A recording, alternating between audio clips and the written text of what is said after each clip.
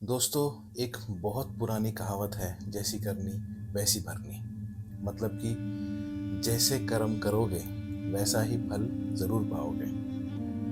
आज की कहानी में भी कुछ लोगों के साथ ऐसा ही होता है, जिन्होंने कुछ ऐसे काम किए होते हैं अपनी ज़िंदगी में, ऐसे बहुत बुरे और गलत काम, जिनको उनका फल मिलता है बहुत बाद में, बट मिलता ज़रूर है।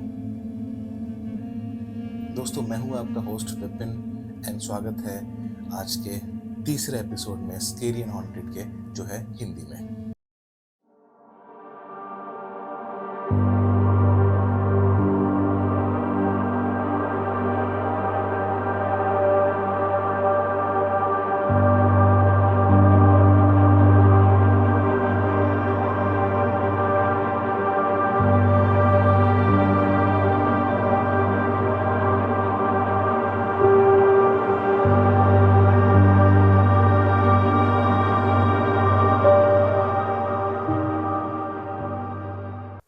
दोस्तों, आज की कहानी शुरू होती है डिब्रूगढ़ से।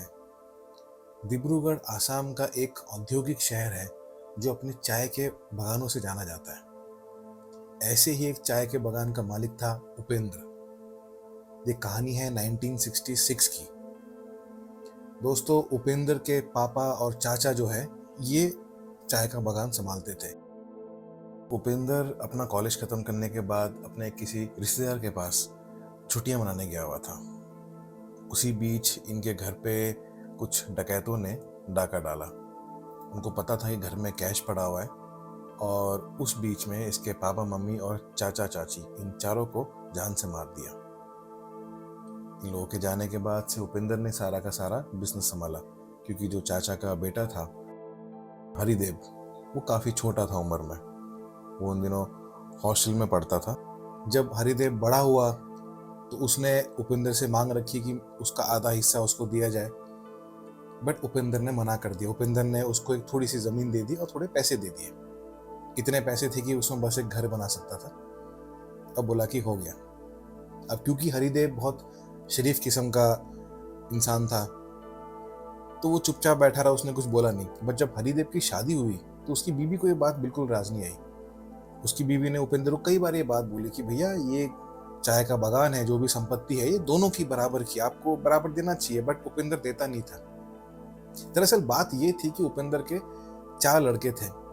चारों लड़कों को उसने अच्छे स्कूल में पढ़ाया, अच्छे कॉलेज में पढ़ाया, बट उसके बावजूद भी उपेंद्र जानता था कि वो किसी काम के नहीं थे। और इसी वजह से वो चाहता था कि पूरी जो संपत्ति है वो उसके पास रहे, ताकि कल को उसके जाने के बाद इसके चारों लड़कों के लिए कुछ हो, उनके पास एक कमाने का जरिया हो। इसीलिए वो देना नहीं चाहता था। इस तरफ हरिदेव की 2 जुड़वा लड़कियां थी, जो हर चीज में आगे थी, पढ़ाई लिखा में, घर के काम में। उनका एक बहुत ब्राइट फ्यूचर था। अब दोस्तों, बात इतनी बिगड़ गई कि दोनों परिवार में बातें बिल्कुल बंद हो गई थी, और हरिदेव ने और उसकी वाइफ ने उपेंद्र के खिलाफ कोर्ट में केस कर दिया था। अब जब उपेंद्र के पास कोर्ट से नोटिस पहुंचा तो उपेंद्र ये बात समझ गया था कि अगर कोर्ट में बात गई है तो ये तय है कि प्रॉपर्टी आधी हरिदेव को देनी पड़ेगी। उपेंद्र को इस बात पर गुस्सा भी था कि जितने दिन, जितने टाइम या जितने साल ये हरिदेव स्कूल में था या कॉलेज में था, बिजनेस तो इसने संभाला, बिजनेस को तो इसने आगे बढ़ाया, तो अभी आधा हिस्सा इसको क्यों दे। बट कायदे से उसको आधा उसको देना चाहिए था, हरिदेव को। खैर, इस बात से उपेंद्र बहुत नाराज था, बहुत गुस्से में था और बहुत परेशान भी था। उपेंद्र को कुछ ऐसा करना था कि हरिदेव ये केस छोड़ दे। और बहुत दिमाग लगाने के बाद उपेंद्र के दिमाग में एक बात आई। दोस्तों, उपेंद्र के जो चाय का बागान था, वहां पे एक सुपरवाइजर था मोगुल नाम से। और मोगुल जो था, उपेंद्र की सारी बात मानता था, क्योंकि उपेंद्र उसको पैसे देता था अच्छे। अब एक दिन उसने बुलाया उसको और बोला कि एक छोटा सा काम है और तुम्हें वो करना पड़ेगा। मुगल ने कहा, सर बताइए क्या काम है। बोला, तुम्हारी बेटी है ना, वो नौकरी ढूंढ रही है, उसकी नौकरी लगा देते। कलकत्ता में एक गर्ल्स कॉलेज है, वहाँ पे मेरी अच्छी जान पहचान है, मैं तुम्हारी बेटी की वहाँ नौकरी लगवा देता हूँ। मुगल बड़ा खुश हुआ। दरअसल बात ये भी थी कि उपेंद्र का और मुगल की बेटी का, जिसका नाम था उद्बला, इन दोनों का चक्कर चल रहा था। उपेंद्र जो था अधेड़ उम्र का इंसान था और उद्बला जो थी उस टाइम 17-18 साल की रही होगी। तो मुगल के लिए बहुत अच्छी अपॉर्चुनिटी थी, क्योंकि एक तो इस आदमी से उसकी बेटी का नाता टूटेगा और दूसरा दूसरे शहर में जाके उसके लिए अच्छा लड़का देख के उसकी शादी करा सकता था, और साथ ही साथ नौकरी भी लग रही थी बेटी की, तो बड़ा खुश था। और मुगल ने बात मान ली। उद्बला भी बड़ी खुशी खुशी कलकत्ता चली गई और उसने वो कॉलेज में नौकरी करनी शुरू कर दी।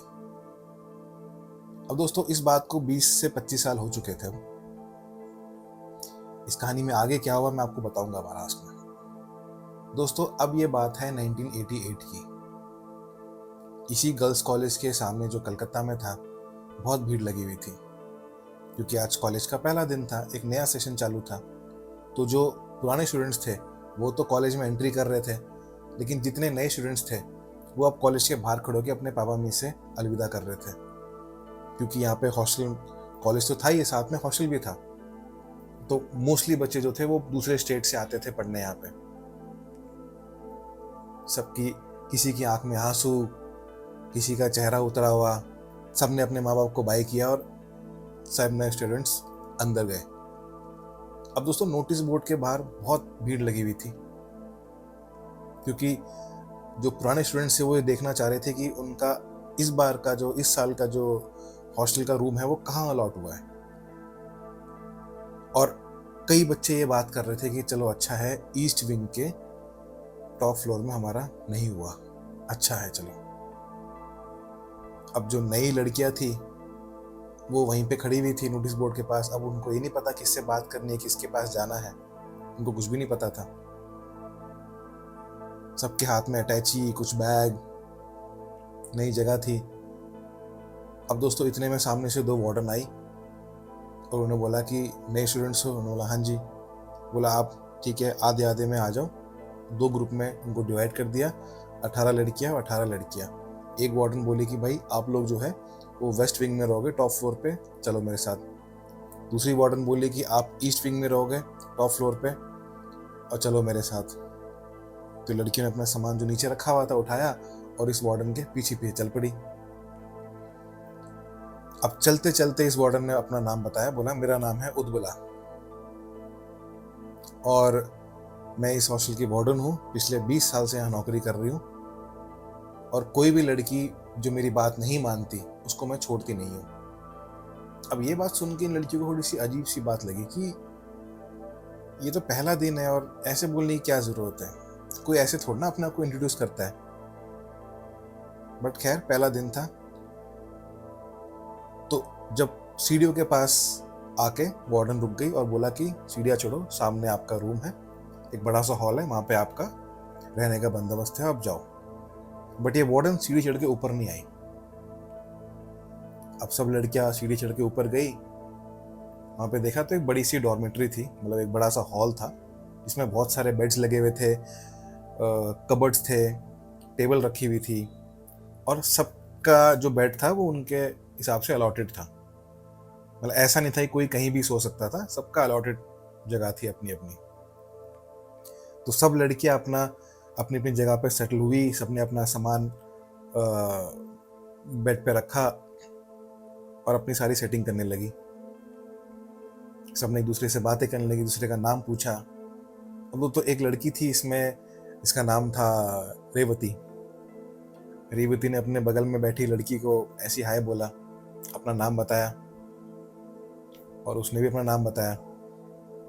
उसने बताया कि मेरा नाम है सान्या। तो रेवती ने बताया कि वो कैसे जमशेदपुर से आई है, और सान्या ने बताया कि वो डिब्रूगढ़ से आई है।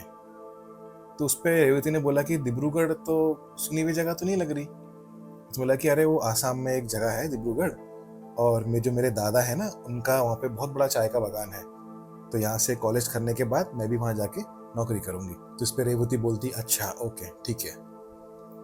अब दोस्तों ये सब बातें चली, और धीरे धीरे शाम होने लगी।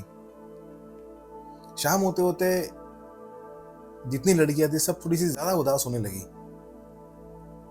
थोड़ा इनकी एनर्जी लो होने लगी। तभी एक लड़की बोलती कि चलो भाई 7:30 होने वाले हैं, जाके डिनर कर लेते हैं। सबने बोला कि हाँ भाई चलो चलो चलो। सबके सब गए, डिनर किया सबने। अब डिनर करते करते भी वहां पे ये वार्डन पहुंच गई, उद्बला। वार्डन ने बोला कि देखो मैं फिर से बोलूंगी, मेरी बात जो लड़कियां नहीं मानती मैं उनके साथ बहुत बुरा होता है, इसलिए मेरी सारी बातें माननी है। रात में 10 बजे जो है मैं लाइटें ऑफ कर देती हूँ। आप लोगों ने सुबह 5:30 बजे उठ जाना है, उससे लेट नहीं होना है। दूसरी चीज, आपने हॉस्टल का फोन यूज नहीं करना है अपने घर पे फोन करने के लिए। बात करनी है अपने घर वालों से, हफ्ते में एक बार आपको मौका मिलेगा। नीचे दुकान है हॉस्टल की प्रीमाइसिस में, आप वहां पे जाके पैसे देके फोन कर सकते हैं। अब इतना बोला कि चलो खाना खा ली तो चलिए अपने रूम में चलिए। अब लड़कियों को गुस्सा तो बहुत आ रहा था, कुछ ये सोच रही थी यार मैं तो मम्मी को बोल के आई थी कि मम्मी मैं आपको डेली फोन करूंगी, अब मैं मम्मी को क्या बोलूंगी। किसी को लग रहा था कि यार ये कोई जेल थोड़ना है, ये ये तो हॉस्टल है, हम तो कॉलेज में पढ़ते हैं। किसी को लग रहा था कि यार एक स्कूल थोड़ना है, स्कूल की तरह क्या इतना स्ट्रिक्टनेस दिखा रहे हैं, अब तो हम बड़ी लड़कियां और रखी है। तो इतना कुछ सोचते सब अपने अपने जो डॉर्मेट्री थी इनकी, सब वहां पे गए। अब दोस्तों जब ये लड़कियां डॉर्मेट्री में पहुंची तो वहां पे कुछ अलग ही हिसाब किताब था।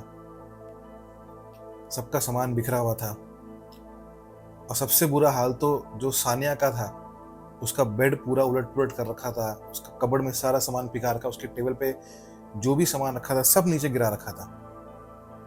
अब ये देख के काफी लड़कियों की चीख निकल गई, क्योंकि वो डर गई थी। उनको लगा कि ये क्या हो गया। तो उसमें से एक लड़की बोले कि हो सकता है कि ये जो सीनियर्स है ये उनकी करामात हो, ये हमारी रैगिंग ले रही है, हमें तंग करने के लिए कर रही है लड़कियां जो सीनियर्स है। एक ने बोला कि हाँ, पेंट्री में खाना खाते हुए वो लोग हमको देख रहे थे सब। तो किसी ने बोला कि चलो कोई बात नहीं, इन पे हम रिएक्ट नहीं करते, छोड़ दो इसको। तो सबने मिलके सामान सारा समेटा, सानिया का बेड वापस लगाया, उसके सामान जैसी जगह पे रखा था वैसे रखा। अब खैर रात हुई और तब तक थोड़ी देर में लाइट भी ऑफ हो गई। डॉर्मेट्री में बिल्कुल अंधेरा था, बस थोड़ा खिड़की से जो बाहर स्ट्रीट लाइट की जो लाइट होती है वो थोड़ी सी अंदर आ रही थी। अब दोस्तों सब अपना अपना आराम से अपना लेट गए। तभी सानिया उठी वॉशरूम जाने के लिए। पीछे पीछे एक लड़की और गई जो दरवाजे के बाहर खड़ी हो गई थी, क्योंकि अंधेरा बहुत था। सानिया अंदर गई है दोस्तों, और काफी देर तक आई नहीं, और 5-7 मिनट बाद सानिया की चीखने की आवाज आई बहुत तेज। सभी लड़कियां एकदम डर के मारे खड़ी हो गई, और सबने टॉर्च जला के सब बाथरूम की तरफ भागे। जो लड़की बाथरूम के दरवाजे पे खड़ी हुई थी उसने एकदम बाथरूम का दरवाजा खोला तो देखा सानिया जमीन पे बैठी हुई एकदम मंत्रमुग्ध होकर, एकदम उसको पता ही नहीं कि क्या हो रखा, एकदम शॉक में थी वो। सबने उठाया उसको और सानिया के बेड पे लेके आए। एक लड़की पानी का ग्लास लेके आई सानिया के लिए। सानिया इतना डरी हुई थी। 5 मिनट लगे सानिया को शांत करने के लिए। उसके बाद सानिया से पूछा कि भाई हुआ क्या था।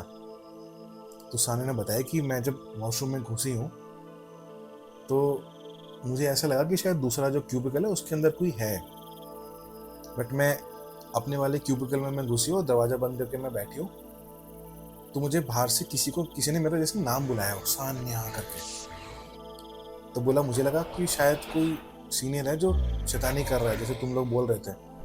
तो मैंने कुछ जवाब नहीं लगाया। चलिए 2 मिनट बाद मैं बाहर आई तो मुझे दूसरा जो क्यूबिकल था उसका दरवाजा खुला, जैसे किसी ने अंदर से धक्का मार के खोला उसको। मैंने पूछा कि कौन है वहाँ पे, कोई आवाज़ नहीं आई है। कहती मैंने अपना हाथ वाथ धोया और मुड़ के मैं बाहर बाथरूम से बाहर जाने लगी तो मुझे ऐसा लगा जैसे किसी ने मेरे कंधे पे हाथ रखा हो और मेरा बाल खींचा बहुत तेज। बोला मैंने एकदम पलट के पीछे देखा तो कोई नहीं था वहाँ पे।